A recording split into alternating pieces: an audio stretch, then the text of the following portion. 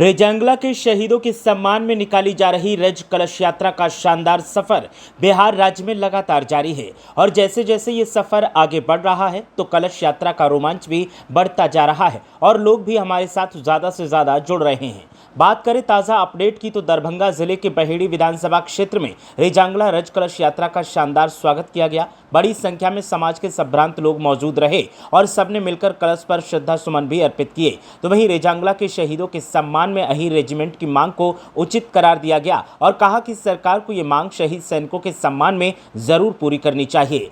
दरभंगा के बाद मुजफ्फरपुर जब हमारी कलश यात्रा पहुंची तो वहां भी लोगों में इसका क्रेज देखने को मिला और सब बड़ी संख्या में यहां पर कलश यात्रा में शामिल पदाधिकारियों का सम्मान करते नजर आए। मुजफ्फरपुर के बाद पूर्वी चंपारण जिले के मोतिहारी में भी कलश यात्रा का शानदार स्वागत किया गया और सभी पदाधिकारियों को सम्मानित किया गया। खास तौर पर इस यात्रा को सफल बनाने में बिहार के डीजीपी साहब का योगदान देखने को मिल रहा है, जिन्होंने निर्बाध यात्रा पूरी हो सके इसके लिए पुलिस एस्कॉर्ट की सुविधा प्रदान की ताकि ट्रैफिक को पुलिस क्लियर करती हुई हमारे साथ चले और हम आसानी से अपना सफर तय कर पाएं। ऑल इंडिया यादव महासभा ने इस सुविधा के लिए गृह सचिव बिहार और डीजीपी विनय कुमार का शुक्रिया भी अदा किया। अब यात्रा पूर्वी चंपारण के बाद शिवहर होते हुए सीतामढ़ी पहुंचेगी, जहां रात्रि विश्राम किया जाएगा और उसके बाद फिर अगली सुबह सीतामढ़ी भ्रमण करके रेजांगला रज कलश यात्रा मधुबनी जिले में प्रवेश करेगी और फिर रात्रि विश्राम का अगला पड़ाव सुपौल जिला होगा। सुपौल में रात्रि विश्राम के बाद आगे का सफर तय किया जाएगा। यात्रा का शानदार सफर लगातार जारी है। जहां जहां से यात्रा गुजरती है वहां पर रज कलश को जहां लोग श्रद्धा सुमन देते हैं तो वहीं जो पदाधिकारी साथ में चल रहे हैं उनका भी जमकर सम्मान किया जाता है। शहीदों के सम्मान में नारेबाजी की जाती है। जहां भी रज कलश यात्रा पहुंचती है वहां पर लोगों की सिर्फ एक ही मांग होती है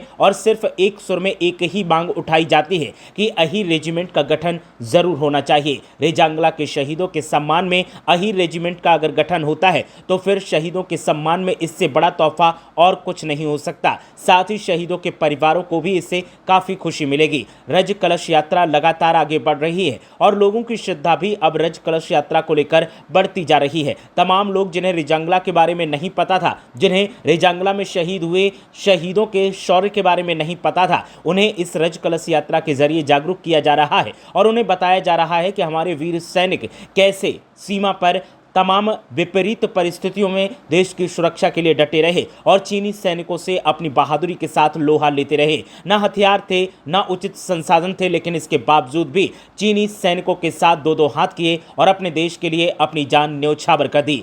रज कलश यात्रा का एक ध्येय ये भी है कि वो समाज के लोगों को रेजांगला को लेकर के जागरूक कर रही है। ये सफर लगातार जारी है। ताज़ा अपडेट के लिए यादव विजन आप देखते रहिए। जो बीत गई पर मिटी नहीं वो कथा सुनाने निकले हैं। रेजांगला की गाथा हम घर घर पहुंचाने निकले हैं। हंसते हंसते लुटा गए जो प्राण देश पर 62 में।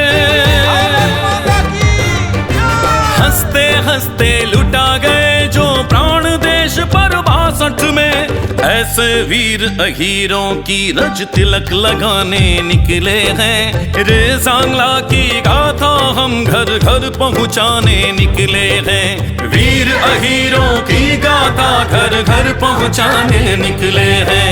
नमन नमन 100 बार नमन, भारत वीरों तुम्हें नमन नमन।